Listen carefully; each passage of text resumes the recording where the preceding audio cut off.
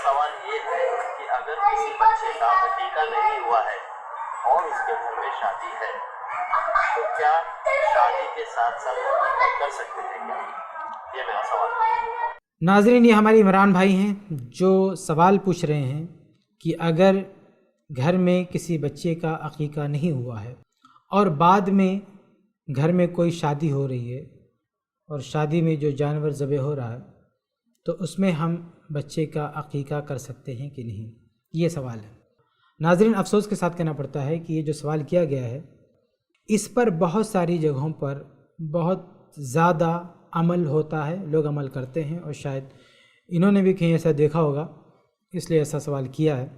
तो इस ताल्लुक़ से सबसे पहली चीज़ हम आपके सामने ये रख दें कि इस्लाम ने अक़ीक़े का एक ख़ास वक्त तय किया है। शादी ब्याह का तो कोई ख़ास वक्त नहीं है, लेकिन अक़ीक़े का एक ख़ास वक्त है और वो है 7वां दिन। इसलिए आपको 7वें दिन ही अक़ीक़ा करना है, यही आपके लिए ज़रूरी है, लाजिम है। 7वें दिन से आगे आप नहीं बढ़ सकते। एक ज़ईफ़ रवायत है, वो भी मैं आपके सामने वाज़े कर दूँ कि एक ज़ईफ़ रवायत में यह है कि बच्चे का अक़ीक़ा करें 7वें दिन या 14वें दिन या 21वें दिन। तो ये रवायत भी ज़ईफ़ है, ये हदीस ज़ईफ़ है, सही नहीं है। सही हदीस से सिर्फ़ और सिर्फ 7वां दिन साबित होता है जिसमें बच्चे का अक़ीक़ा करना है। अलबत्ता अगर कोई किसी उज़्र की बिना पर 7वें दिन अक़ीक़ा नहीं कर सका, पैसे नहीं थे या 7वें दिन कोई मसला पेश आ गया, तो अब आगे वो किसी दिन भी अक़ीक़ा कर सकता है। आगे वो 8वें दिन, 9वें दिन, 10वें दिन कभी भी वो अक़ीक़ा कर सकता है। वो जो ज़ईफ़ रवायत है 7वें करो या 14वें करो या 21वें करो, उस ज़ईफ़ रवायत की बुनियाद पर कहीं कहीं ये भी देखने में आता है कि अगर कोई शख्स 7वें दिन अक़ीक़ा नहीं कर सका तो अब वो 14वें दिन अक़ीक़ा करता है। यानी उसके जहन में ये बात होती है कि अगर 7वां मिस हो गया तो अब अगली डेट 14 की है, ना कि बीच में कोई डेट है। तो ये गलत है। अगर 7वां दिन मिस हो गया किसी उज़्र की बिना पर, बिला उज़्र के तो आप उसको मिस नहीं कर सकते, लेकिन किसी उज़्र की वजह से 7वां दिन छूट गया, उस दिन अक़ीक़ा आप नहीं कर सके, तो अब आगे की कोई डेट तय नहीं है उसके लिए, ना 14 ना 21 ना कोई और, बल्कि आगे क्या करना होगा, आगे अपनी सहूलत के एतबार से कोई दिन मुंतखब करना होगा। जब अल्लाह ताला ने आपको तौफीक दी, आपके पास पैसे हो गए, इंतज़ामात हो गए, तो अब वो इंतज़ार नहीं करना चाहिए कि किसी ख़ास मुनासिबत से हम अक़ीक़ा करेंगे, क्योंकि अक़ीक़े का ताल्लुक़ बच्चे से है, बच्चे की पैदाइश से है। इसलिए सारा क्रेडिट उसको मिलना चाहिए, बच्चे को मिलना चाहिए, उसी हवाले से आपको अक़ीक़ा करना चाहिए। तो 7वें दिन किसी वजह से नहीं हो सका तो अब अगले दिनों में जब भी तौफीक मिले, जब भी इंतज़ाम हो जाए, फ़ौरन बग़ैर किसी तारीख़ के अक़ीक़ा कर लेना चाहिए। अब आते हैं असल सवाल पर। सवाल ये है कि अक़ीक़ा नहीं हुआ तो शादी में कर सकते कि नहीं। इस सोच में ख़राबी क्या है? ख़राबी ये है कि अक़ीक़े का जो दिन मुतय्यन है उसको कोई अहमियत नहीं दी जा रही है, और अक़ीक़े से मुतल्लिक़ जो ताकीद है हदीस में उसको कोई अहमियत नहीं दी जा रही है। अक़ीक़े का दिन 7वां दिन मुतय्यन है और उसके ताल्लुक़ से ताकीद भी है कि बच्चा गिरवी होता है कि जब तक उसका अक़ीक़ा ना हो। तो ये हदीसें बताती हैं कि अक़ीक़ा करना चाहिए। अगर किसी वजह से वक्त पर नहीं हो सका तो जितना जल्द हो सके उसे हमें अंजाम दे देना चाहिए, बिला वजह उसको मौखर नहीं करना चाहिए। लेकिन आप उसको ले जाके शादी से जोड़ते हैं तो पहली ख़राबी आती, आप अक़ीक़े से मुतल्लिक़ जो तारीख़ है या अक़ीक़े में जो ताकीद है उसको आप कोई अहमियत नहीं दे रहे। दूसरी बात यह है कि शादी एक अलग चीज़ है। शादी में चाहे शादी के वक्त का खाना, उसकी तो इस्लाम में कोई हैसियत नहीं है कि शादी के वक्त कोई खाने की कोई दावत का इंतज़ाम किया जाए। तो वलीमा एक ख़ास दावत है और वलीमे में कोई ज़रूरी नहीं है कि आप जानवर ही ज़बह करें, बग़ैर जानवर के, बग़ैर गोश्त के भी वलीमा हो सकता है। तो वो एक अलग दावत है, उसके लिए आपको अलग से इंतज़ाम करना होगा। तो अक़ीक़े की दावत एक अलग दावत है। अक़ीक़े में एक कुर्बानी होती है, एक जानवर ज़बह किया जाता है, और शादी वगैरह में जो दावत होती है वो एक अलग दावत है।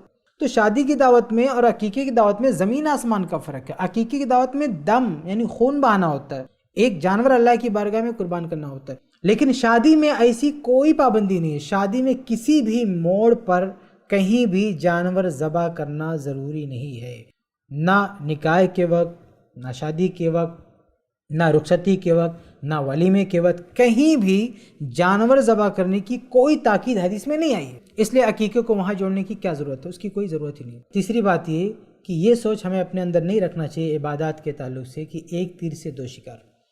एक तरफ हमारे सामने ایک عبادت ہے عقیقہ اور دوسری طرف ایک دعوت ہے ولیمے کی، اور دونوں ضروری ہے۔ عقیقے کے لیے بھی تاکید ہے کہ وہ آپ کو کرنا ہے، اور ولیمے کے لیے بھی تاکید ہے کہ آپ کو ولیمہ کرنا ہے۔ اب ہم یہ سوچ رہے ہیں کہ ایک ہی کام کریں اور دونوں حکم ادا ہو جائے، دونوں کام ہو جائے، تو اس کو کہتے ہیں ایک تیر سے دو شکار۔ تو اس طرح سے عبادات کے معاملے میں ہم کو نہیں سوچنا چاہیے۔ اگر آپ یہ بالکل ایسے ہی ہے جیسے کسی کی ظہر کی نماز چھوٹ گئی، اب وہ عصر کی نماز پڑھے اور سوچے عصر بھی ہو جائے اور ظہر بھی ہو جائے، ایسے کیسے ہوگا؟ کوئی یہ سوچے کہ 4 رکعت عصر کی ہے اور 4 رکعت ظہر کی ہے، یہ ہم نے 4 پڑھا، اس میں عصر کی نیت بھی میں کر لوں اور ظہر کی بھی نیت کر لوں، تو یہ کیسے ہوگا؟